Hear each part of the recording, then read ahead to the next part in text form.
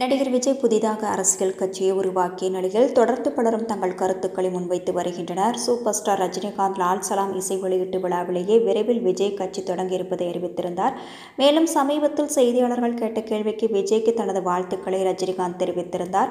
இந்த நிலையில் சினிமா விழா ஒன்றில் கலந்து கொண்டு பேசிய தயாரிப்பாளர் கே. ராஜன் அரசியல் வருகை குறித்து பேசியுள்ளது அனைவரது கவனத்தை ஈர்த்துள்ளது. முதலில் காங்கிரஸ் கட்சியில் எம்ஜிஆர் இருந்தார். அதன் பின்னர் திமுகவில் இணைந்து தீவிரமாக உழைத்தார். மக்களை தொடர்ந்து சந்தித்துக் கொண்டே இருந்தவர் எம்ஜிஆர். சினிமாவில் இருந்து அரசியலுக்கு செல்லும் நடிகர் விஜய்க்கு என்னுடைய வாழ்த்துக்கள்.